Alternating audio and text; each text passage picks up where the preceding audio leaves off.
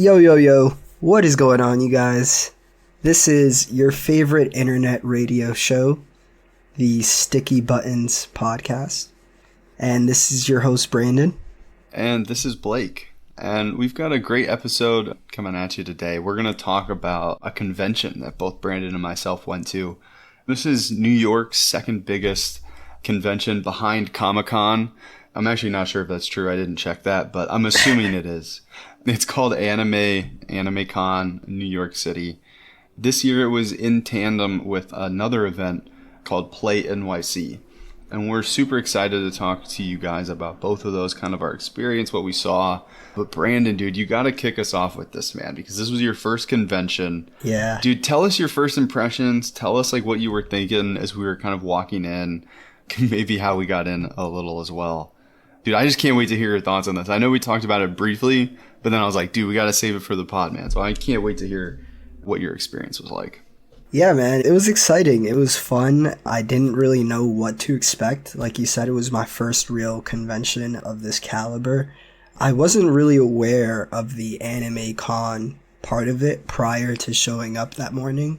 I kind of just thought we were going to the PlayCon, and then come to find out that Anime Con was being hosted at the same place at the same time. It was a really cool double whammy. So, I show up, we approach the Jacob Javits Center. Blake and I grabbed breakfast before, which was much needed. So, we're walking around, we just noticed tons of people crowded around the Jacob Javits Center. And we didn't buy tickets beforehand, so we're kind of looking around, trying to figure out, like, okay, well, where can we go buy some, and where do we even enter from? It's huge. Yeah, there were a ton of people in cosplay too. Yeah. A lot of hell divers, people shouting that was for so democracy. Fun, man. That was like when I started to realize like where I was, because we were like outside of the center. Like I said, we were looking around, following the groups of people. There were some people dressed in that and in their hell diver suits. And the first thing, like, out of nowhere, Blake and I are just, like, looking around, and then we hear, "For democracy!" out of nowhere. And we're just like, what the heck happened? Like, who said that? And then we noticed it was a hell diver. And then, more people started doing it. There were more hell divers as we were walking around, which I thought was awesome. I love that game. So we eventually ended up finding this scalper dude. Blake, I honestly don't know if we should talk about this. We don't know if like... Oh, we got to, man. We've got to, man. Because listen, we kind of show up and, the tickets are sold out for this day. So we really were kind of like, we had two choices. We could either come back tomorrow, which was a Sunday, or we could try and sneak in with the scalper. And I guess the reason that this kind of happened is this smaller event, Play NYC, is really what we wanted to go to. And kind of, we were looking at Play NYC's website. And I think I follow Play NYC on Instagram, which is how I found out. And I actually went to Play NYC last year, and it was a much smaller event. And I had no issues getting tickets for Play NYC last year. But they actually, we did get in. And I guess Brandon could talk about that in a moment. But when we were talking to people, they said, yeah, we kind of lost the space that we were in last year, so we had to partner with a bigger convention. At least that was my understanding of it. That may not be entirely true. Obviously, I'm sure there's some semantics there.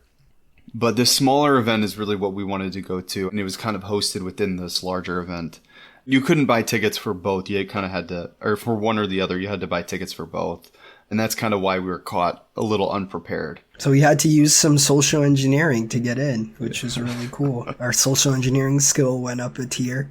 Yeah, our skill tree. We got one in negotiation, one in speech. Perception. Yeah, speech.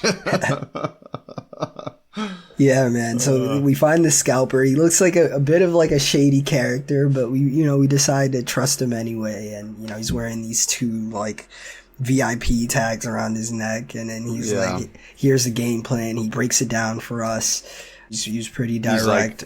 Go ahead. I'm going to give you the tags. You're going to wear them. We're going to get through security. He's like, see that security checkpoint? That's the last time they check for you, man. As soon as you get in the building, you're good. And we're like, okay. Yeah, we're just kind of going along with it. Still a little skeptical, but we're like, you know what? What do we have to lose? Like, what's the worst that can happen? They just tell us we can't get in. We can't get in. So we went along with it. It ended up working. And then luckily, when we finally got past all the security checkpoints, for some reason they were giving out lanyards out front So we both grabbed some lanyards, and Blake had the great Well, idea we of kind just putting them on their necks and like tucking them in our shirts a bit so people can really see if they were checking for it that, you know, we had a lanyard on our neck, but it was under our shirt, so we couldn't really tell if we had the card or not, which was a smart idea because there was security walking around making sure people, you know, had their tags and stuff. So great idea, Blake, because we were there for hours and we had a great time. Yeah, I guess I was thinking about it. Like, I was like, all right, we're definitely going to get in, but if somebody spots us and they see our tags, like, tucked in, they may kick us out. So I'm like, it's kind of like a ticking time bomb. But I've been to a few of these events, kind of like we've done a couple episodes on, like, PAX East. And once you check the tags, like, nobody really checks it once you're in. But if you, like, leave, like, there are bathrooms you can go to, like, especially like at PAX East, like, there are bathrooms you can go to inside, like, the hall. So we kind of had to do that, whereas, like, we got into the area, but, like, we didn't really leave the area. And then we kind of got to the outskirts of the areas. We're kind of like, all right, let's not go past, like, this group of people. Like, we could see some security over there. So you kind of just gotta be a little bit aware. But if you've ever been to a PAX East, I actually think this was maybe a little bit, like, the convention hall was certainly bigger. Like, the Javits Center is certainly bigger than, like, the Boston Convention Center. But it has, like, more floors. So there isn't, like, the actual, like, big hall isn't as big. So things are a little more segmented, which was actually really cool because you find yourself going up stairs, like, going up and down levels to, like, different halls. And it can kind of let things be segmented a little, which I guess, for all the ones that I've been to, Brandon, all the conventions I've been to, everything's in one big area. And they kind of have those, like, airport dividers dividing things up. But I guess continue. That makes sense. You have it all at one place. And that's kind of what I was expecting going into the Javits Center. But like Blake pointed out, the Javits Center is huge. And so they were able to kind of segment it a little better, where they had Anime Con kind of on one level, and then they had PlayCon kind of down in the lower level. But they had more than enough space in PlayCon. Actually, PlayCon they had a lot of space for some more things. They just kind of didn't use it all, which was really cool. Yeah, that was really lit. Yeah, man, I had a great time checking out Hyperlight Drifter. That's kind of where we started off with PlayCon. We had to walk through Anime Con to get to PlayCon, but we knew we were there for PlayCon, so we just went down and kind of just try to interact and get as much as we could from PlayCon. And so we started with Hyperlight Drifter. Yeah, so go ahead. So yeah, I guess just to kind of set the stage a little bit more, we got in, we just kind of went through Anime Con really quickly, and we're kind of looking for PlayCon because there was no signs, so we had to follow the map. But then we kind of got down there, and then we probably did that all within like 30 minutes, and then like we kind of were in PlayCon for a couple hours. So whenever we first got there, the first thing we did was check out Hyperlight Breaker, which I guess Brandon was about to get to. But if you're not familiar, that's the follow-up to Hyperlight Drifter, which is one of the games that we talked about when we first started the show. It was one of the first games that, I don't know, that connected with me personally after kind of breaking out of my shell and like trying some new games. And I think that, you know, the story of Hyperlight Drifter's development, you know, really spoke to both of us. It was a good story. So I think that is primarily what we were there for. And we found that within like 35 minutes. Yeah, we found them immediately. They were kind of like right by the entrance of the PlayCon, which was pretty cool. You know, they had a spokesperson there. They had another person. I think they were from actual Heart Machine Studios. So they looked like a developer, honestly. But we didn't really interact with them much. I think Blake spoke to the spokesperson a bit. Yeah, I did get a little pin, but the majority of the time that we were there, so we got there early in the morning, which, you know, I think is also kind of why we were able to sneak in so easily, because it was when everyone was getting there. So I've been to a few other Heart Machine things, and they normally have like a designated community member. So the last time I was there was somebody that like, they were kind of an admin for their Discord, and I don't think they were involved with the development, but I think they did like play testing and were involved in the community. And I think that the girl that was there, I'm pretty sure she is a full-time team member and a developer based out of Brooklyn. Oh, so she was a developer. The other person was like the spokesperson. I'm not sure. The person that I talked to as a community member was last year, and I didn't see him. Okay. That's really cool. They have like such a dedicated team.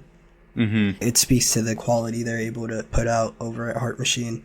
So I was really excited to check that out. We came into the booth and there were already 2 people sitting down playing the game. Mm-hmm. And we watched them for like about 20 minutes before Blake mustered up the courage to be like, hey, can we get a turn?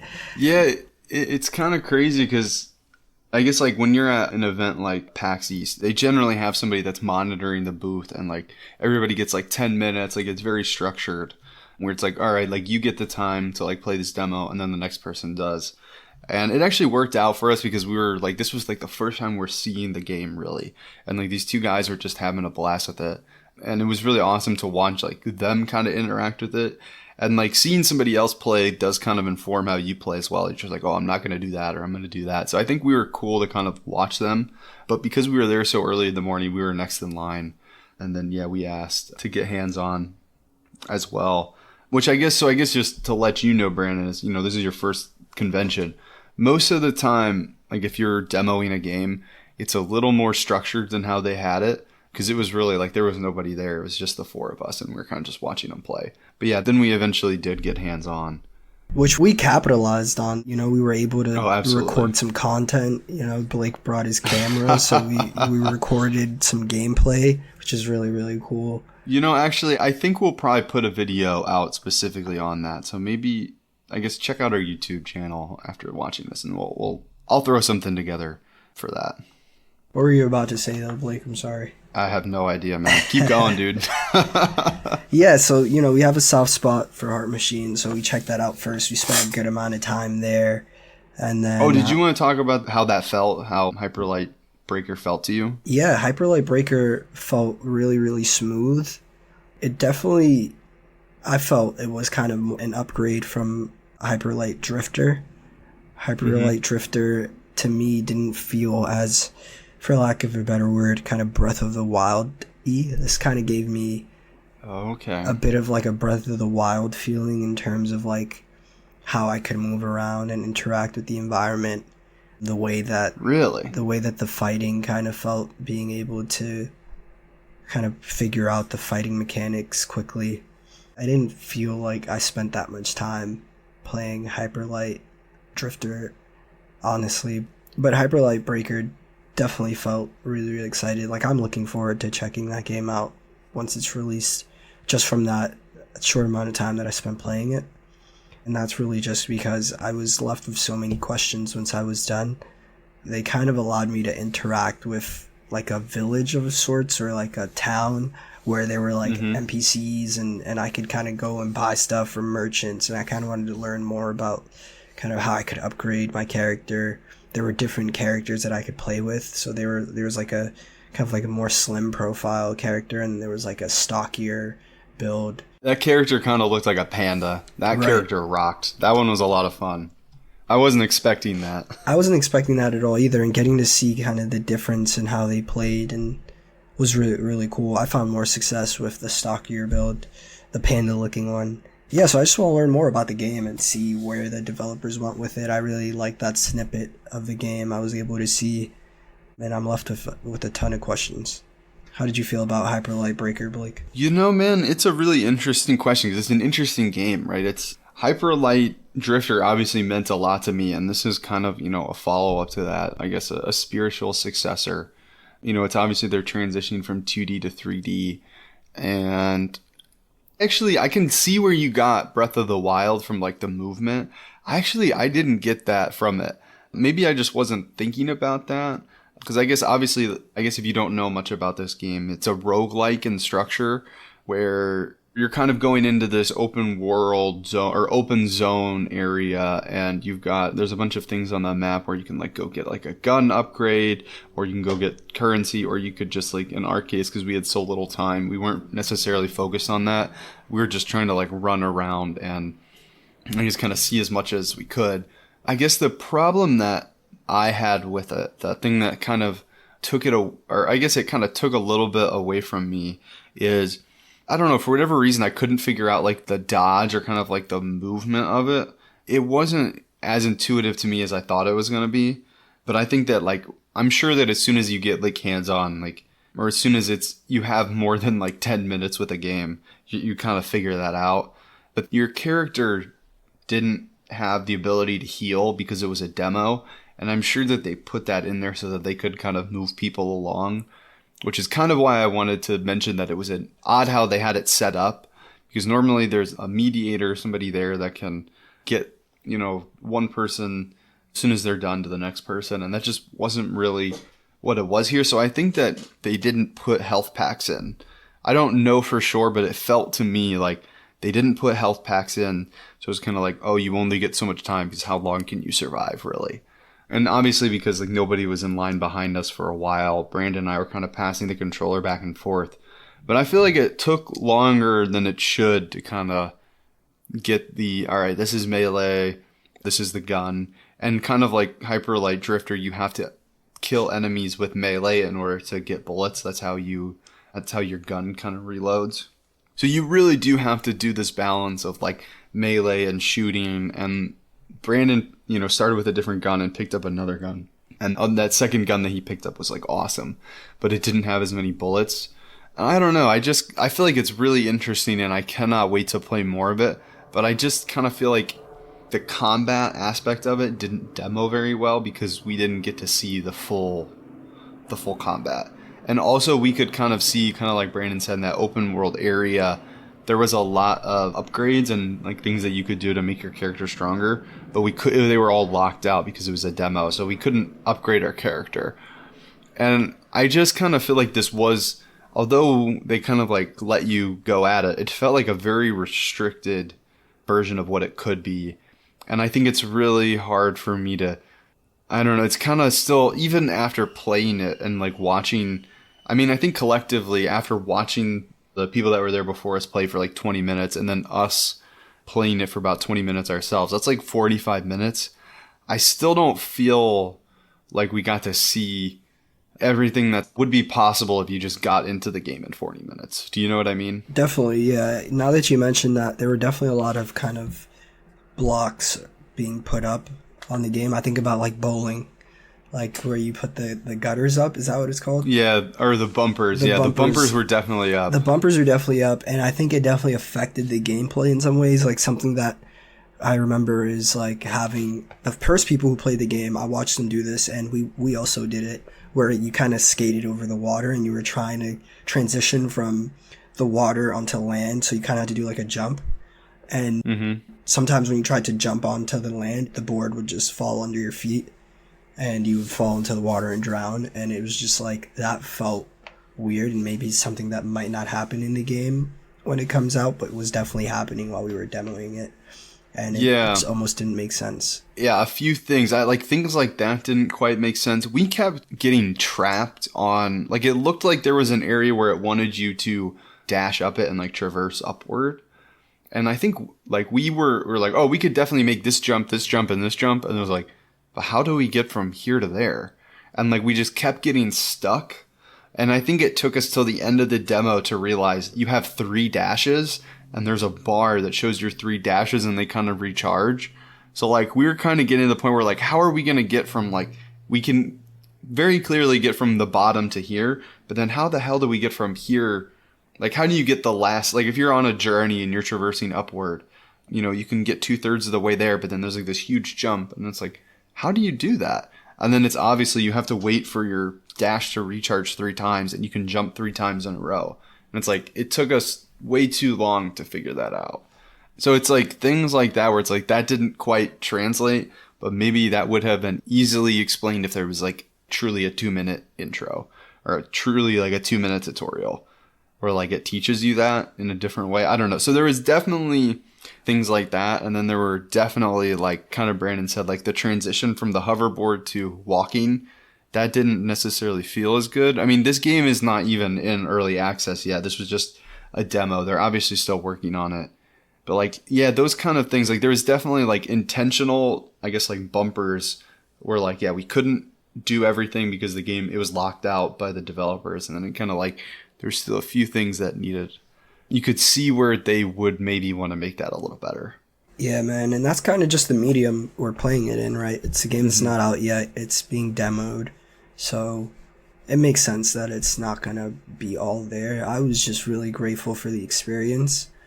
I was grateful that the team wasn't there so that Blake and I could, make some content out of it. And yeah, I really had a great time at the Hyper Light Breaker stand, and I kind of could see why people go to these things. And I think for Blake and I, it's in our best interest to go to these events in the future, just to be around fellow gamers and be able to meet some of the geniuses behind these games. That was really cool. At this stand too, I'm remembering now, there was, I think, did we get the little blue ducky from Hyper Light Breaker at that stand? Yeah, kind of as we were wrapping up, the developers or the mediators for Hyper Light Breaker kind of came up to us, and they like gave us these like 2 rubber duckies for playing the demo, and then we could use that, and we could take those 2 rubber duckies and get a prize from a different stand or from a different like booth that was kind of like for all Play NYC. So it was like a cool like experience Play NYC, and you can get something cool. Did you have anything you wanted to say on that? Yeah, that was really nice. It was like a little like homemade like throwback turn machine. You know, like those coin machines you put like 50 cents it was in kind of like it. a gotcha machine. Somebody made like out of made it their own one, and they were like the little plastic things in there, and then you had to like turn the knob and it would roll down after you gave in your duckies. It was really cool. I'm trying to remember what I got. I think it was a pin. I got like a really cool gaming pin. Yeah. Which was nice. And then we got some more rubber duckies, but I actually ended up keeping one of them and giving one to my girlfriend because she loves little knickknacks like that, and she really appreciated that. Yeah, so I guess just really quick on that event was, I guess, the biggest partner of Play NYC. So Play NYC is the convention that we wanted to go to. That was under the anime convention. It's a local, in NYC, it's a local organization called Dumbo. And I think that, funny enough, they're out of Dumbo, Brooklyn. And they're kind of like a local, I guess, organization where you can like go and rent spaces. A lot of the indie gaming community in New York City uses this Dumbo, are affiliated with this Dumbo organization. And I think that the Heart Machine developer that's based out of Brooklyn, I think she is a contributor to this organization. And every other game that we're going to talk about that we demoed, they're also affiliated with this Dumbo organization. So they all gave us these little like duckies because they were all, kind of like, I guess they all kind of came together through this Dumbo organization where you can like rent workspaces and kind of have like a collective. So it's really cool that like we got to like see these games that had affiliations with that, but also that like that exists just in and of itself. I mean, it's a cool kind of concept where it's like, this organization of creatives can kind of get together and form an organization that gives resources to everyone that's a member. And I think that was really cool. That was really cool, like, to figure out, or to learn, rather, that there were people doing that, right? Like, there's an organization out there for video game developers who feel really passionate about the process and want to go about it themselves. And seeing that community, it was inspiring, especially for Blake and I, who, we get on here and we make these episodes about the games we love. So being able to see some of the developers kind of have their own niche, if you will, especially so local to us as well, New York City, it was reassuring. And needless to say, we're going to be doing some more interacting with them and learning more about what they do, because that was really cool. That was my first time ever learning about them, and I'm really curious about what they do and who all is there. Like Blake said, we got to meet some of the people who work with them, and they all had great games, so they're doing great work over there. Yeah, definitely. And, Brandon and I guess I can really only speak for myself, but I think that you feel similarly, Brandon. This is what we're doing is a creative process, even though I think we kind of do it more recreationally, with this podcast. We're not trying to make a game or anything. And we do generally talk about like incredible games and anime and manga and, whatever piques our interest. I mean, we talk about these things. But I guess what I'm trying to say is that what we're creating is not necessarily in the same media or genre as what other people are creating, but, kind of sitting down and having that creative process. Like, how are we going to create this? I think that does kind of speak to us, and seeing how other people are creating more complex things like video games. It was really interesting, and I don't know, I think it was interesting to learn that there are creative people doing all kinds of creative things and that they're kind of in this organization. So that was really cool. Yeah, it was really, really cool to see how connected they were too. They were shouting each other out. They were aware of each other's games. So truly a collective over there trying to better themselves, trying to just put out some great games. From there we went on from Hyper Light Breaker. We checked out another game which was just around kind of the wall that they had set up. So we went to the other side and we saw Trellis. We started to interact with the team there. There were 2 developers on site there. And they were really, really cool, really passionate about the game. They wanted us to try it out, so we sat down and we tried Trellis. Blake was already kind of familiar with the team and the game because he had gone to a convention last year where he had interacted with Trellis. But I think the game was on the tablet beforehand, so this was kind of different for Blake, whereas like he was expecting to see this game and it was actually on a whole different setup. It was on a PC. And how was that like for you, Blake, just seeing how things dude, it was awesome, man. I genuinely had like such a good time talking to the team last year at Play NYC. So again, this game is Trellis. That's Trellis. And it's kind of like a puzzle game.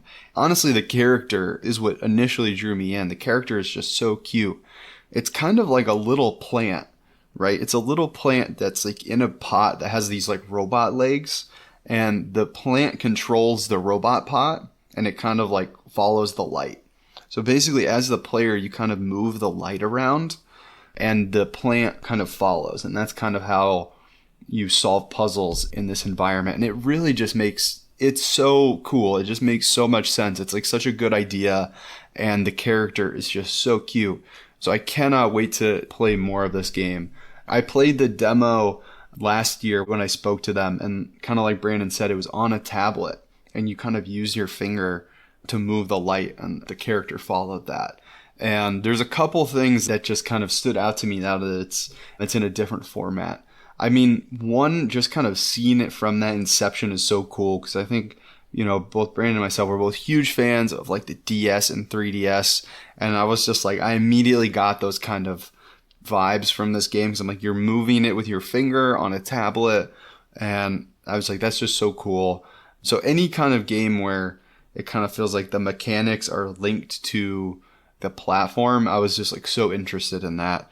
So that like really kind of like struck me initially, like just how cool that was on like a touchscreen format. And when we got there, they were like, yeah, we've changed it to a PC. I was kind of like, oh no, like that's like, to me, that's what made it interesting. But then within 10 seconds of playing it, I was like, oh, absolutely. Like this is 100% like an improvement, which I think is really cool. Like, I mean, you kind of played it, Brandon. I mean, you really just use the mouse and you kind of use the keyboard, to switch different tools. Honestly, it made it so much better. I mean, like I was obviously worried about how it was going to translate, but it's 100% better. And I can like totally see myself playing this on the Steam Deck, right? Like the Steam Deck has trackpads built in. Like that is going to be so cool to use a trackpad and, maybe to switch between the tools or like the bumpers or something. I don't know. But like that is going to be like such a cool Steam Deck game. And I don't know, man. I just got to give props to the team because, I mean, it's just such a cool game. Again, that's Trellis. You can wishlist it on Steam. Actually, I think they may have a demo on Steam. No, they don't. Sorry, I lied there. But yeah, dude, I mean, I immediately connected with them last year. They're just so easy to talk to. The team members are obviously incredibly passionate about what they're doing. And that's kind of why I love going to these events, man. You get to like talk to the people that are behind it. And the majority of the team, they all work on this part-time. And some of them have other jobs. Actually, I think all of them have other jobs. And that's like so cool. Like this is truly like a passion project for them where they like are truly like doing this in their spare time. That's just so awesome that they're able to kind of see this and bring this, from an idea to like a prototype to like now they're so much, it's like such a much more real thing. And I'm just so excited to see the future of this because this game has really got some potential, man. It's so cool. It's so cool. And like you said, just being able to see the people behind it, being able to see that they have full-time jobs and they, on the side, they take time to bring these ideas to life and to see it executed. I mean, you're a part of that process too, Blake. Like you've seen what it was like before, and you're seeing it kind of grow and develop, and then eventually you'll see it in the Steam market and you can buy it and play it yourself. And being a part of that process just brings a different level of connection to a game like Trellis or any game that you interact with in that way. So I'm excited to continue to go to PlayCon, continue to interact with this industry that I love so much in this way. It's really exciting. Yeah, definitely, man. And I guess I just want to say really quick before we move on, when you go to these conventions, man, everybody's on the same page. Like, everybody's there because, like, they love games. Like, everybody's there because they have some connection to, you know, some kind of fandom, whether that's like, oh, like, I love Freerun, and that's why I'm at Anime Con. Or, I love video games, that's how I found myself here at Play NYC. And, like, everybody is just, like, on the same wavelength. Everybody's just having a great time. That's one of the things that I just love about it. Like, everybody's just there to have a blast. That was really cool. Seeing, like, everyone there just to play video games. And then there were actually some video games, like, put out for people to play and stuff and compete with each other, which was a really fun aspect of that. But we'll get to that. Oh, dude, I feel like we should talk about that right now, man, because that was awesome, dude. Yeah, man, I love that part about it. So Blake and I went and we grabbed a drink, and then we had to walk, like, all the way to the end of, like, where PlayCon was being held to go to the bar. And then when we were walking back, we noticed a bunch of tables with games, and people were playing each other. So we were like, let's check that out, see what's going on here. Immediately, we see some GameCube controllers and people playing Super Smash Bros. So we're like, oh man, we got to check that out. Like, Blake and I are huge fans of Smash Brothers. So we went to check it out, and they were some of the best Smash Brothers players I've ever seen. They were going at it. It was crazy. It was on another level, man. People were, like, I've seen characters, like, parry attacks in YouTube videos. I've never seen it in real life. I've never pulled it off. People were, like, parrying, blocking, like, doing combos. Like, there was, you know, somebody, like, literally, I think they side B'd out to somebody to attack them. Yeah. And I was like, that is wild. And they, like, still made it back. I was like, both people made it back. I would never risk jumping out to go fight somebody outside of the arena and then trying to come back after knocking them out. Like, that's just, like, another level for me. It wasn't that they did that. It's that they did that and they side beat attacked. So they didn't have a recovery, because you have to touch down before you can recover again. Right. Which is the up B. Oh my gosh, man. That, like, seeing them do that, I was like, that gave me anxiety. But what's even crazier is that, like, a couple attacks happened midair and both characters made it back onto the platform. It was just wild. It was another level, it was man. Wild. And being able to see that, like, I was sucked in. I had to keep watching. And then we saw Dragon Ball FighterZ. I don't remember exactly which game it was. It was a Dragon Ball game on the Switch. Yeah, I'm pretty sure it's Dragon Ball FighterZ. I mean, it was a Dragon Ball fighting game on the Switch. So it's got to be that one, right? We checked it out. I think Blake and I fought in it. We played. We were trying to get a hold of it. You know, neither of us really played this game before. Yeah, we've never played it before. And then this, it was cool, though. This absolute Dragon Ball demon shows up. He's just like, he looked like he's just finished, like, looking at a bunch of things at PlayCon or maybe Anime Con. He was ready to, like, sit down and play some games. And man, this guy was like a Dragon Ball demon. He sits down. I'm like, oh, Blake, you take him on. I could already tell. This is another level. So I was like, you know what, Blake, you got this one. And Blake's like, all right, I don't really know what's going on, but I'll do it. And I was like, I don't even know the, like, full controls yet. And he's like, oh, you got it, man. You got it. And he was just playing with me, man. He was just toying with me. He was toying with Blake. He was an absolute menace. And I knew he was another level of Dragon Ball player when he was fighting another guy who was really good. Hold on. So this is, before you get that, I know what you're going to say. I'll let you say it. So I get my ass handed to me, as one does. He was trying to show me a couple things, but it just wasn't clicking with me. He was doing it too fast. So it was a volunteer. It was his Switch that we were playing on, and he kind of brought his Switch, and he was just, you know, there for the community. And I think he said, like, yeah, I had to sign up ahead of time. Like, said I was going to bring my Switch and I could bring some controllers.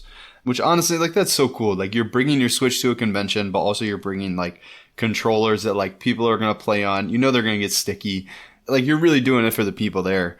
So then the guy that pulled up, he started fighting the other guy. Yeah, he pulls up with his friend, and that's the guy I was talking about earlier, who he looked like he just had a good time. He's ready to sit down and play some video games. And it just so happened, Blake was just playing with his volunteer, so he was sitting there.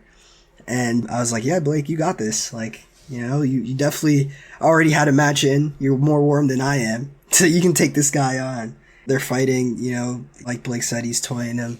And then Blake is like, all right, I can't do this. You get up, and we decide to just watch. So then the volunteer has watched that whole fight, and he was like, you know what? Like, this guy thinks he's good. I'm going to show him some competition. So he starts fighting the guy who shows up. So it's these two really good fighters in Dragon Ball, and they're going at it. During the match, the challenger, the guy who shows up, he pulls out a Dragon Ball, and he slams it on the table. A literal Dragon Ball, man. He pulls it out, slams it on the table, and everyone was just like, oh my god, like, dude pulled out a Dragon Ball. It got real, man. It got serious. real after that. The other guy immediately says, oh, I'm going to take that Dragon Ball from you, dude. Like, he's like, I'm going to beat you and I'm going to take the Dragon Ball from you.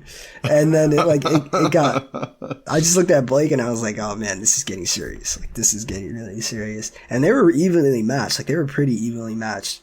But I think ultimately the volunteer was just a little more skilled. He spent a little more time on the game. He ended up beating him. And he showed us. It was 2 out of 3, and I think they traded, and then the volunteer won. And he ended up showing us how many hours he had in the game. And he was literally more than like 1,000. It was insane. Dude, I remember what it was. Do you remember what it was? I think it was like 1036. It was 1495. Because he was like, yeah, I have more than 1,000 hours. I'm like, dude, you almost have 1,500 hours. By the end of the day, you'll have 1,500 hours in this game. That insane. Is wild. That is a real Dragon Ball fan right there, man. That's commitment. And being able to see that other fan show up with a Dragon Ball, like, it's just... That was... Like, hold his own, man. He was holding his own, man. Not for me as a Dragon Ball fan, I was just seeing that love out there. It made me feel good. From there, we went to watch some more games because we noticed there were some actual, like, arcade games. Yeah, there was Tetris. A couple arcade cabinets. There was Street Fighter... And I think this was Street Fighter 3, was it, that they had? Yeah. Let me look it up. They had one of the, like, old school vintage Street Fighter games on the arcade. And there were some people who were, like, really, really good at it. They were just going at it. And we saw this guy, he was just beating everyone. There was this one dude who people just kept moving around the chair, and he just stayed in the chair. He kept beating everyone. He was using Ken. And, Yeah, it was Street Fighter 3. So this was, I guess, they were like truly probably like a dozen arcade cabinets, but with the Street Fighter ones, they were each their own separate cabinet. So like one person could sit down and they had like the fight stick and the controls, and then the other separate cabinet had the same thing, but they were linked together, which was really cool to see. I don't know if I've ever actually seen that in person. Me either. But that was just so cool, man. That was on another level too. The way they were moving their hands, like they were just like moving their hands on the joystick and the buttons, like it was crazy how they were button mashing, but also just watching how they were fighting, they were very accurate with their kicks. So Street Fighter is a game I played too in the past, and it's one of those games where it's not as easy as it looks. Like Street Fighter is one of the fighting games where there are making it look easy. A lot of different mechanics and things you have to pay attention to and kind of know. It's not one of those fighting games you just get on and start button mashing. So to see those skilled fighters who were making that game look really easy and were kind of taking advantage of like iframes and whatnot, it was amazing. Like, they 100% were too. I was initially not, wild. I didn't plan to just go and watch people play, right? Like I'm not going to do that, but I was just kind of drawn in to see people, just the excellence, right? People who were so good at this game.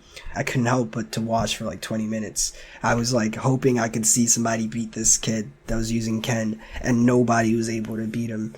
And then like... Yeah, we were there for like a half hour, and it was just challenger after challenger after challenger after challenger. We got to the point where we were like, you know what? I bet we could just go back. We could go upstairs, check out Anime Con, and come back, and he would still be here.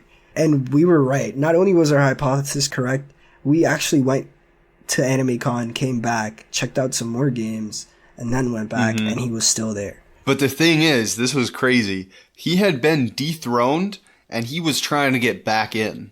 So there was I don't know, do you remember that? Yeah, he had switched cabinets because he had switched cabinets because he had lost and he was trying to get back in. When we came back, yeah, there was actually another player who was there and he was like, he had beat it. But they were neck and neck, man. It was wild to watch because I mean, you got to think like if you're in that level, how often do you get to play this game against people that are also at your level? Not very often.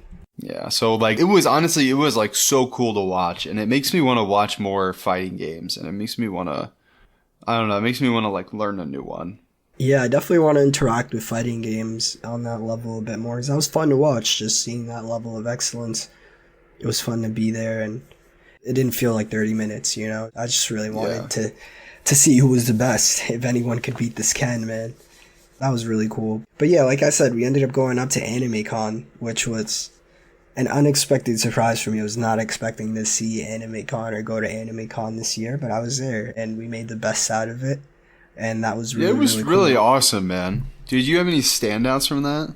Any standouts from Anime Con? I'm thinking about the Dragon Ball Z sculptures we saw that were like thousands of dollars, and they were like, I don't know what they were made out of, but they looked kind of realistic, and they were like these big pieces, very colorful. I saw Goku and Frieza in one of them.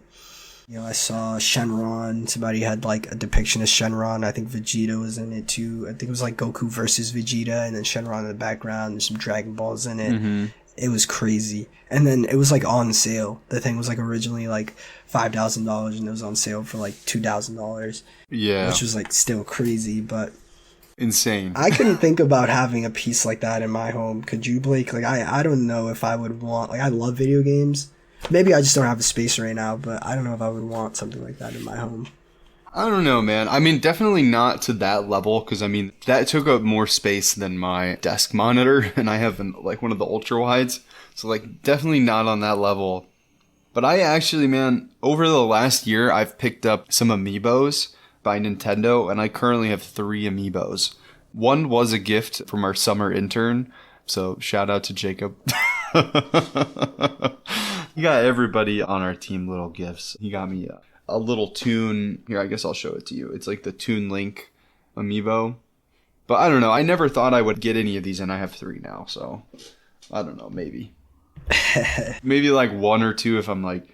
But definitely not on that level. We saw swords. We saw like actual swords, replica swords that people were selling. The Keyblade looked really cool. That made me want to play Kingdom Hearts, man. Have you played Kingdom Hearts? Kingdom Hearts is one of those OG games. I love that. Love Kingdom Hearts. Dude, I'm going to have to pick that up. I have it. We also saw... I could play it. You know, something that gave me a lot of nostalgia was seeing all the card games. So there were people playing like One Piece, a card game, which I didn't even know there was a One Piece card game. That was really fun to learn. That was cool. That was cool to watch. Have you watched any like videos on like that? No, I haven't. I haven't. And then I was actually able to like see the tables where they were selling them and see all the different cards that they had. I was able to flip through binders full of cards. I was like, wow, this is like really cool. It's taking me back to when I used to collect Yu-Gi-Oh cards. There were actually people dueling. Like Yu-Gi-Oh dueling there, which was cool. That was cool. Seeing people like duel Yu-Gi-Oh and Magic the Gathering. Yep. That was really cool, man. That was awesome that, you know, kind of all these different niches were able to be here in this space where, like you were saying earlier, be on the same wavelength, which is really, really cool. So needless to say, I think I'll be going back next year and we'll buy my tickets ahead of time. Yeah, I mean, everybody was having, like, a great time, man. And that's why I love these events, man. Because it's just, like, everybody's just having a blast. I mean, there's so many people in cosplay. There's definitely some really cool cosplayers out there. There were a ton of Freerin. I don't know. That's just on my mind, so maybe. Was there any that stuck out to you? Oh, there was a cool Goku. There was some cool Freerin. What else did I notice? I noticed some My Hero. I noticed some Naruto. Yeah, definitely some cool Naruto ones. I noticed a lot of One Piece ones, actually. Oh, there was a ton of people in One Piece. I saw a Blackbeard one. That one stuck out to me. Is the guy, he did look like Blackbeard in the sense of, like, he was just wearing that outfit and he had his chest out. Blake was just like, what the heck? And then I don't think Blake had the context of Blackbeard, so he's kind of at first like, what's this guy doing? But he's like, Yeah, he looked like Blackbeard, and that was pretty cool. Just seeing all the different cosplay from the animes I know and love was awesome. Just the fact that there are fans out there that like love the anime as much as I do, that are willing to dress up. I definitely want to go check it out again next year. I want to bring Naomi next year to Anime Con. She was so upset that I went without her. She was really upset. Hey, you got her some stuff. You'll take her next year. I didn't know that I was going to be going to Anime Con that morning. You know, I just thought I was going to play at NYC. I guess that was kind of news to both of us when we kind of got there, and we were like, shit, like, there's a lot of people here. It didn't click that it was at the Java Center, but hey, man, we made it in. I don't know if I would like get scalped in next year, but it worked. It worked for us. It worked. We snuck in. Yeah, it definitely worked for us, and shout out to that guy. He helped us out. He was very helpful. I don't know if we need to shout him out, man. I mean, I guess technically it did save us money because like the tickets were like $120 for a day, and we got in for like 60. But I don't know if he deserves a shout out, man. I feel you. But then, so after checking out Anime Con for a bit, we went back down into Play NYC, sorry. Mm-hmm. We got to check out some of the games that we couldn't really check out before because they were packed. Like, the stations were packed. Yeah. There was just one game that really stood out to us, Skate Story, but that one was a little hard to get on as a lot of people were playing that one. So we decided to go check out this other game, which we kind of were like eyeballing, side-eyeing from when we first got there, as it looked really cool. It was like this black and white game. Amazing. And there was like this woman with like a really cool sword. It looks like a manga, man. Yeah, it really does look like a manga. And there was like this kid there who was like running the stand. It was just this kid and his dad. And like the dad would like walk away and the kid would be there running the stand by himself. And then like the stand would be busy. And I was like, I'm curious, like, what is this game? So Blake and I finally got the chance once we came back down because it was empty. You're like, you know what? Let's check it out. We sat down. We started playing it. The kid set us up. He gave us our headphones and the remote. And we started playing it. And we got, what, like 15, 20 minutes with Ghost Eater, Blake? Oh, yeah. It was maybe a little bit longer because we were doing pretty well. So yeah, like Brandon said, this game is called Ghost Eater, and you can look this up on Steam. He's got some gameplay and a few screenshots as well. But this game is just so, I don't know, like provocative. When you like look at it, it just draws you in, man, because it's in black and white, but it literally has that kind of like almost like shell shaded look, but black and white. It literally looks like a manga. And honestly, dude, whenever like we saw it, it just like caught our eye. But like once we started playing it, man, I feel like this thing came like straight out of like my imagination or like something that like I've dreamt about before. So after like all said and done, this is the thing that stood out with me the most from this convention. And I'd like to talk a little bit more about it. Do you have anything you want to kind of say before I gush about Absolutely, this game? Man. Yeah, this game is just, it draws you in from the moment you start playing, just with the visuals, one, but also two, the gameplay. It takes me back to like when I was playing cool math games on my computer and just finding like the really funny games online at school, and I really should have been doing schoolwork, but I was like, I'm gonna explore like the most fun games that I have access to. And it had like all these really fun features, like you could boost your character after defeating an enemy, and there were like all sorts of really cool boosts. And like the progression felt really smooth. The gameplay, like the fighting, felt really, really fun. It was really dynamic. It felt like you were playing like Spider-Man. Yeah, it really. Like, that's what it felt like to me. The fighting was spot on. You could tell like whoever developed this, which we met the developers. It's only one guy. I'm not sure if his kid helps him, but he definitely helped him run the booth, man. Yeah, that's the true hero of Play NYC right there. Shout that out, kid. shout out to him. He honestly, this kid gave no fucks, man. He was just like chilling on his phone, doing his own thing, and then like set people up, and it was funny. Yeah, it was really funny. And so yeah, the gameplay was so captivating. You just wanted to keep getting over the next hill. Like, okay, I completed this. What's next? What's next? What's next? Yeah, like Blake said, we ended up beating the game. I'm pretty sure both of us, and the developer wanted to hear our thoughts after. But I had a great time playing this game, and I was left with like the itch of wanting to play more, which is always a good sign of a game, right? When you just want to figure out what's next. You just want to go back in and not only the fighting too, it was cool to like walk around, and then there was a part where I had to kind of interact with an NPC, And even that interaction didn't feel kind of monotonous. It was surprising. I don't want to ruin the surprise, but essentially I had to like talk to this NPC and I had to convince them of something, or I could just straight up fight them. So I had like a choice. Also, I think it's worth noting that like at this point, both Brandon and I did different things, and I could see I was like, whatever he's doing is not what I'm doing. Yeah. And I think I like ended up killing a robot. Yeah, I ended up working with the robot and then hacking the mainframe, and then it ended up working somehow anyway, which was really cool that this demo is not like just straight up, this is the experience we've curated for you. It seemed like it was like a part of the game that was open for us to check out and experience, which we both did. Man, I'm excited. I want to check this game out when it's fully released. And Ghost Eater was definitely, dude. I think after Skate Story, Ghost Eater really left like a lasting impact on me as far as just, this was one guy, you know, that was able to put this out. And it speaks to kind of the video game industry as a whole, you know, like there are so many great games out there that like Blake and I will never ever see, just because of the amount of games out there, and also because there are some major players in the industry that kind of just hog up all the attention and don't give most people the opportunity to really interact with these titles in the way that we were able to at Play NYC. So excited to go back to Play NYC and interact with more games this way, and super excited to see where Ghost Eater goes and kind of the vision that that team has for Ghost Eater, because they got something there. I told the developer right away to his face, I was like, you got something here, man. Like, you really do. I hope he didn't take my words with a grain of salt. Like, he really does have gold in his hands with Ghost Eater. Yeah, definitely, man. Oh, man, so many things I want to touch on. But, like, one, just in terms of, like, exposure. When you go to these events, I mean, like, obviously Play NYC and, like, PAX East, like, you get to see so many things that you would never get to see. And, like, especially with, like, Play NYC, I'm so happy that we went to this event, because these are, like, in this case, it's a single guy. And, you know, with the other teams we've talked about, it's, like, they're independent teams. You know, sometimes, like, you know, with Trellis, there's just, like, a couple people working part-time on it.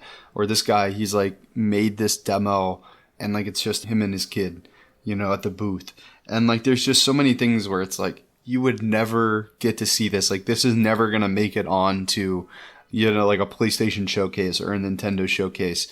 But, like, these are people that are, like, making, like, some really cool things. And they're in our community, you know, here in New York. And, like, just getting to see that, like, firsthand, and obviously having that human connection, man. I mean, that's why I go to these things, is, like, the exposure and, like, obviously that connection as well. It's just so cool, man.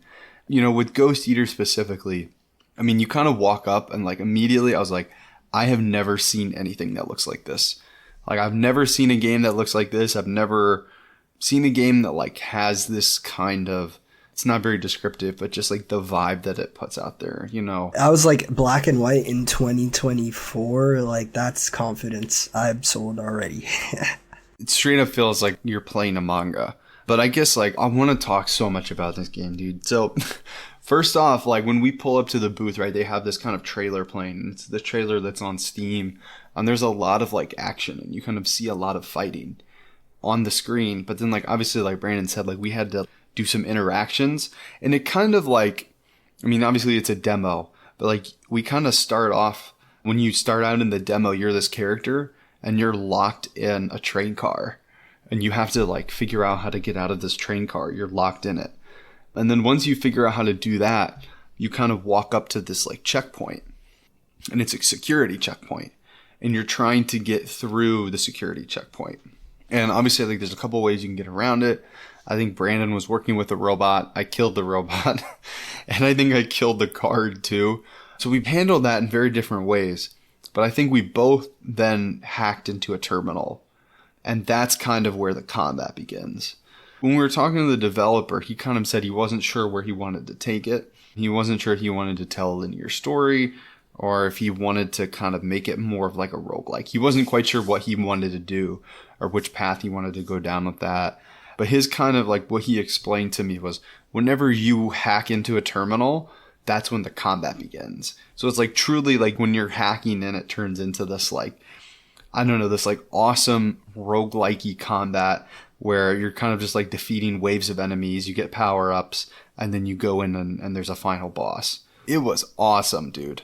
I don't know, just like kind of seeing it, but then talking to him, and then like kind of when you like go from like just being in the world to like hacking and then in combat, it kind of felt to me like you could kind of see like the early sci-fi influence on it. I mean, we've talked about sci-fi a lot here, and like I just freaking love sci-fi, man. It's always so cool to me to see older depictions of sci-fi from like the 80s and like the 70s and like sometimes even the early 90s where they're depicting like the future of, you know, what's kind of become the internet. The system and like networks of computers that talk to each other, like the depictions of that is just so cool because it feels so like out there, kind of like mystical and magical.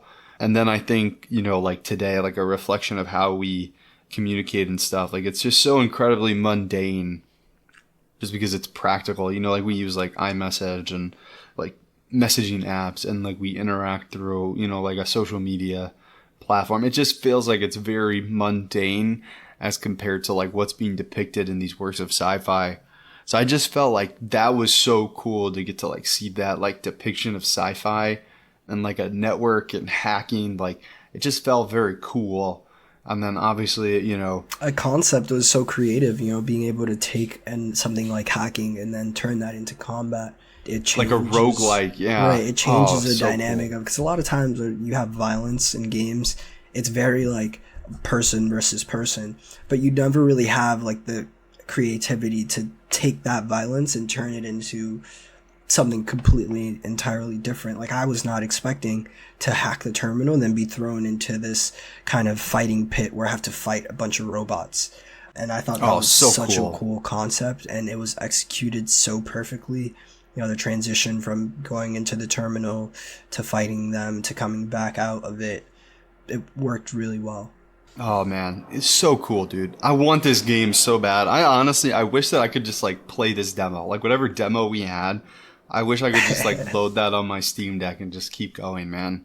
Oh, so much fun, dude. I love that game. And it was so awesome to get to talk to the, you know, obviously the dev as well. Like that was really special. It was, and we heard about him. He was like a bit of a legend. Like when we spoke to the Trellis people and they introduced us to Dumbo and the collective and all the great work they're doing, he was like, yeah, there's actually a guy who's doing, you know, he's working with the collective, but he's working on a game all by himself. He's actually here right now. I think he told us the name of the game is Ghost Eater. He's like, you should check him out. And we were like, okay, we'll definitely check him out. We did, and we're glad we did. That guy has something on his hands, and I'm curious. I want to learn more about like what drives you to work on a project like this on your own, kind of, you know, from a creative aspect. How did you come up with this concept? Because it's awesome. It's really creative. It's out there. It's its own thing, truthfully. And in 2024, I feel like that's hard to come by, especially in an industry like this. So shout outs to Ghost Eater, man. Yeah, definitely. I want to shout out his Twitter. I had forgot that I had got his Twitter. Oh shit, also really quick, he's followed by Garrett Damian Martin, which is really cool. So Garrett Damian Martin is the guy behind Citizen Sleeper. Oh wow. Also, I apologize. I think that their pronouns are they, them, Garrett Damian Martin. So they follow, I guess, the developer of Ghost Eater. And honestly, like that's so cool, like just seeing that they follow him, that's awesome. So this guy's Twitter it's Alex, and then it's a couple X's and then change. So it's Alex Exchange is kind of the concepts, but I'll read it letter for letter. So that's ALEXXX and then CHANGE. And then his name is Alex E. Developing Ghost Eater. Hobby is game dev, Ghost Eater, and it says former music composer and producer for XL Records. And he's kind of got some of his other accolades as well. Oh man. Oh, this is cool. So he has a Play NYC poster that he kind of like took and like made it black and white and put it on a billboard in the game Ghost Eater. As like kind of like, hey, I'll be at Play NYC this weekend. But it's also like the Anime NYC convention is partnered with Crunchyroll. So that's cool. That's just like a cool image. Anyways, he's a creative guy. Yeah, go follow this guy. Yeah, check out Ghost Eater because it just looks so cool, man. And then I guess the next game that we saw was a game called Skate Story, which I'm really excited about this game. I actually did know about this one before we got there. I think this is one of the rare instances where an indie game kind of has like such a cool art style and has like a cool premise that they kind of blow up a little. And this was actually the first time I saw this next game was on like an indie showcase for Nintendo. So this game is called Skate Story. Basically, you're a demon made of glass, and your goal is to eat the moon. And that's your dream, is to skate and eat the moon. And you're a demon made of paint and glass. And the game looks so sick. So do you want to talk about this one, Brandon? I think I played this for maybe 5 minutes, but you played like probably for like half an hour. You pretty much played like the whole first area of the game. Yeah, dude, I played the whole demo through and I saw the credits that they set out. Like, this was a very curated demo experience. It was really nice. They had a really cool spokesperson there for the game. She was really nice. She was really cool. She gave me a ducky at the end of it. Oh, hell yeah. And yeah, man, I played the whole thing. I sat down and checked it out. At first, I was drawn in by the art style.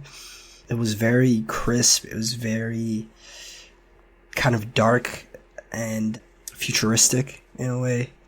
It was its own art style, very unique. And from the beginning, I'm like kind of thrown aback because it's a very paradoxical concept in the sense of you have a skater made out of glass who's a demon. And pain. It was a demon who's trying to eat the moon. And it was like this very just weird out there concept, and the visuals were really cool, really out there. And you could tell this team spent a lot of time on this demo, on the visuals, just on this game in general. It plays really well. From the second they teach you how to ollie, you can do some pretty cool tricks. Then they slowly but surely teach you other tricks, like the kickflip. They teach you, what other tricks did I do? Heel flips. I got to grind. I got to do. There was a lot of tricks I got to do. I don't. Not much as a skater. I don't remember them, but there was a lot of moves that they taught me. It was basically like a lot of like Tony Hawk moves, and they controlled similarly. Those moves, the way it worked is I needed to do those moves in order to eat the moon, and then I got set back by people, not people, but they were like these entities protecting the moon. I can't remember what they were. They were like floating heads. Yeah, they were like heads or something. They had like a philosopher. Yeah, they were philosophers, yeah. They had a philosopher. And so this is what I mean by like the concept is very unique. It sucked me in because I'm like, what the heck is this? I don't know what this is, but I'm going to eat the moon. I don't know why they're trying to stop me. I just kept doing tricks, kept learning the tricks, and eventually I was able to eat the moon and complete the demo experience. But it definitely cracked a lot of times. You know, I'm made out of glass, so I fell. I cracked a lot of times, and it never felt like, like I died. Like, it was just like, okay, let me get right back to it. Like, you immediately respawn. You start doing some more tricks. Man, the sound of like your body being glass just like shattering as you like mess up a trick, and like just like watching it but also feeling it.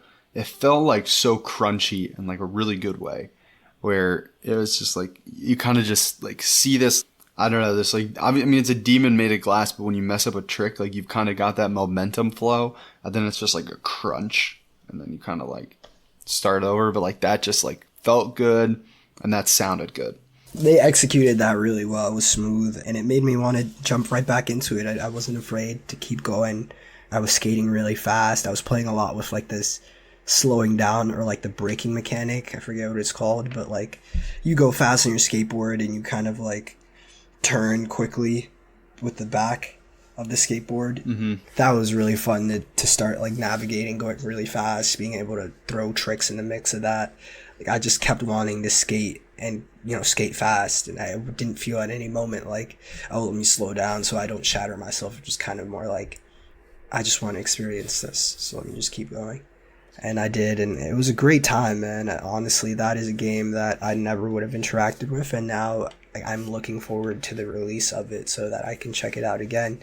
So it was really that much fun to just be able to do some tricks. And I have interacted with skate games in the past, so I do enjoy skate games. So, you know, being able to have a whole different take on a skate game, because all the skate games I've played are very like like you're just skating, it's a person skating, but no one's never really taken a take where like you are a demon made out of glass and you're trying to eat the moon. Like that whole concept kind of just drew me in even further and made me a lot more curious about what they've built here, this world that they've built here, and the story that they're trying to tell. You know, I'm the type of person that really thinks like there's deeper meaning to art and, you know, things people put out there, even if they don't see, you know, intentionally put out the deep meaning themselves. I do think like art imitates life and life imitates art. And yeah, I mean, honestly, I love it when the meanings of things are obviously like left up to interpretation. Like we all have different experiences, and I think that like sometimes people, like if they're creating things, they'll put something out there and like, I don't know, I just made this thing. And like if it connects really deeply with somebody, you know, I think that's part of our collective subconscious, you know. You know, we all kind of look for deeper meanings, and sometimes we find that within anime or games, or some people find it in an art gallery, some people find it within food. And, you know, I just think that it's just so special to be able to have something like that and to kind of feel that connection, even if it's something as like cool as like, or maybe not as serious as like a skating game where you're skating as a demon made out of glass. But I don't know. I don't really have anything else to say on that. But yeah, that was just so fun to get to watch you play. I mean, I could tell that you were kind of connecting with that, I guess, more than I was. And I mean, I love skate games, but I could just see that you were connecting with it on a different level. So that was really cool, you know, from me and my perspective to kind of watch you play that one. I loved how fast they were letting me go. Like I was really speeding through the game. And, yeah, that was crazy. Like it was like the sides of the screen were like tearing. You were going so fast. It was like you were gonna like pop out of the screen almost. Yeah, it was really nice, and the audio too.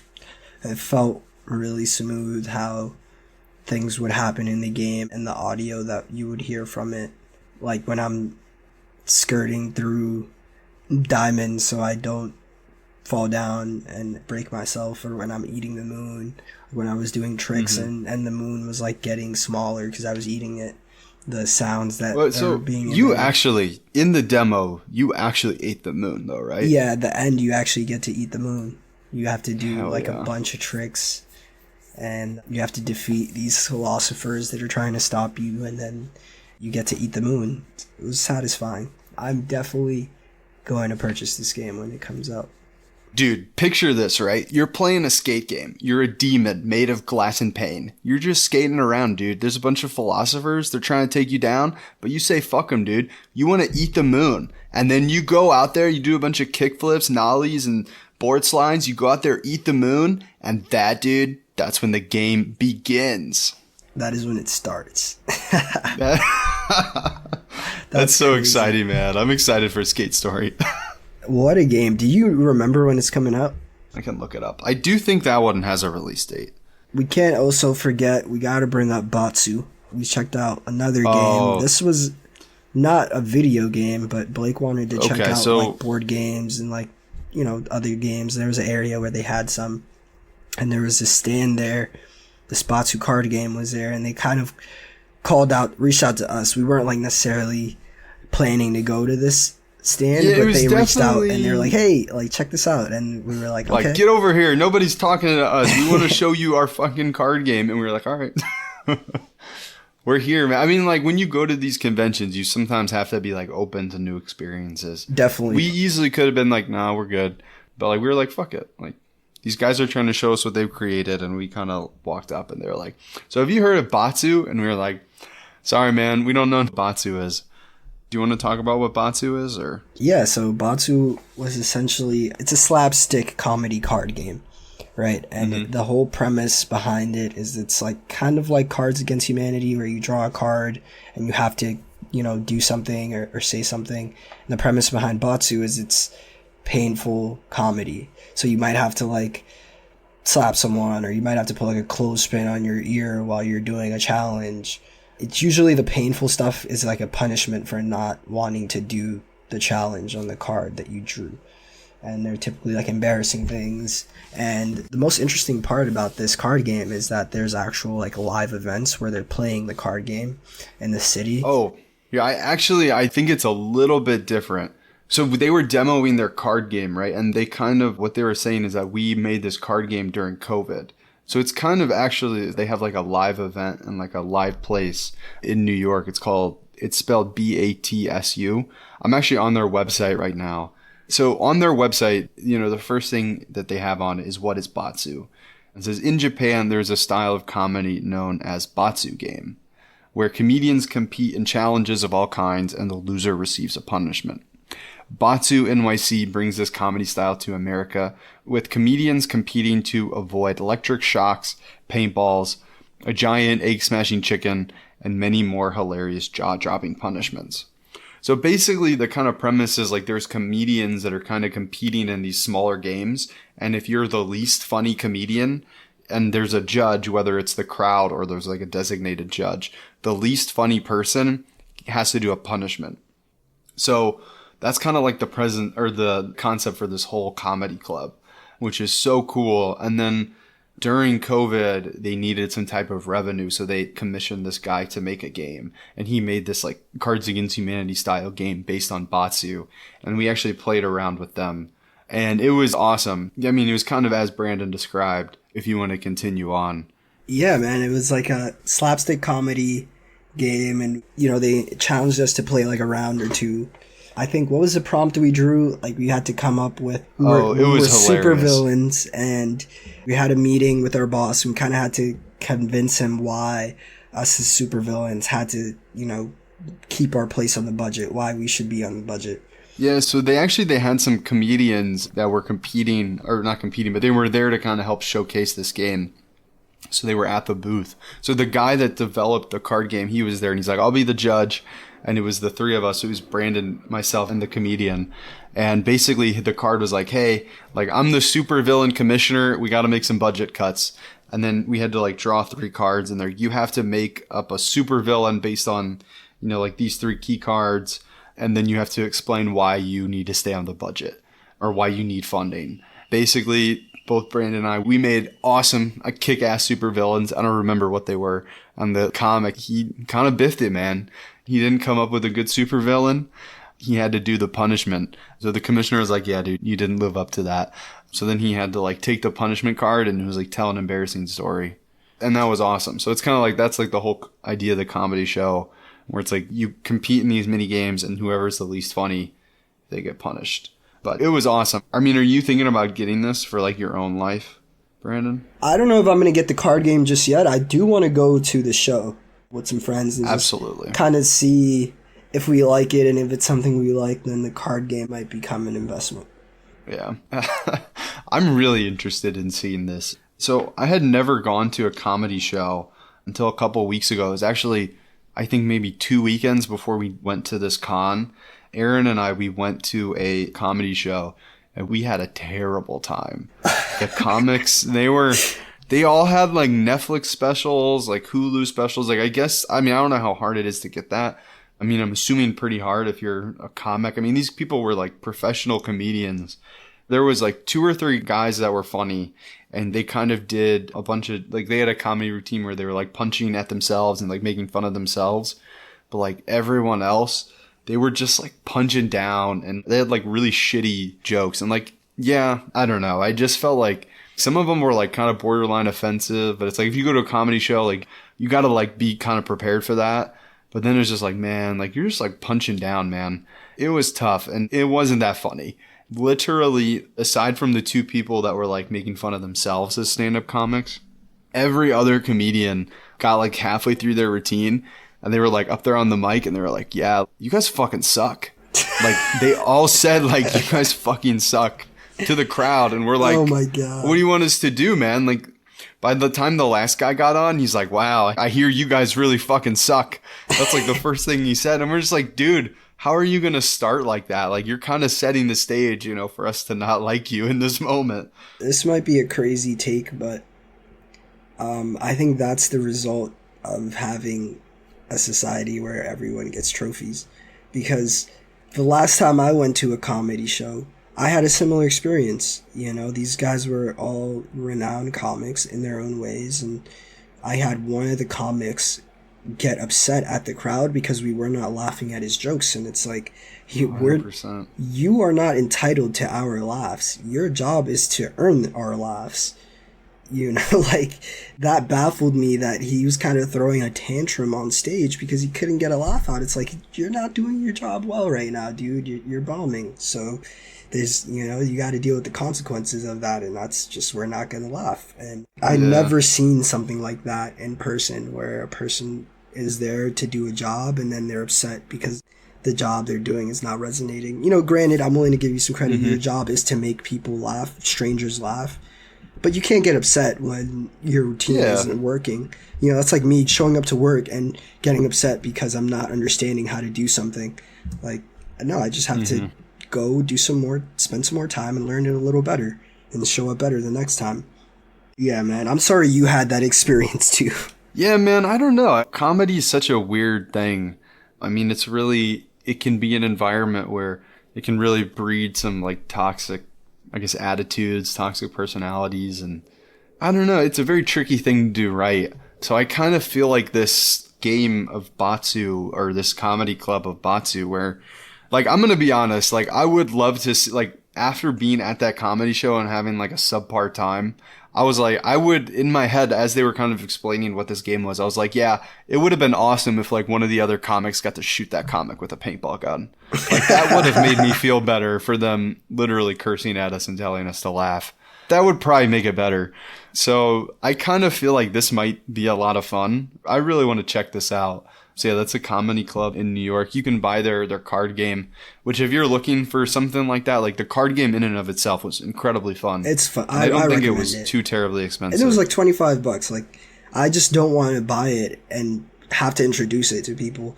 So I'd rather like play it with a group of people that like I've been to the show with, and they're like, you know, I'm like, you want to play bots? And they're like, yeah, sure. We're, you know, we kind of all have an idea of what it is already. So that's kind of like where I'm headed towards it. But it's a great game. Like, don't get me wrong. I'd love to have it in my cabinet for, you know, those times where you want to play a card game with people. Yeah, definitely. It certainly was kind of structured in the way where it was like, it's a drinking game, and they were kind of like, what they had told us, they were like, hey, if like you're playing with a group of people, a safe bet is if like, let's just say like you make a cop-out punishment, where it's like, if you like draw a punishment card and it's like, you're just not feeling it or you don't want to do it, like if you're uncomfortable doing it, you can have like a fallback where it's like, oh, you got to take a shot. So it was like very much like kind of like a drinking game. And I don't know, I feel like that could be a lot of fun. I really want to check that out. And the card game as it existed was very cool. It had like cool art on the back, but they do have a Kickstarter campaign that they're doing this fall. So they haven't started it yet, but it's on Kickstarter. It's called Batsu ! The Punishment Card Game.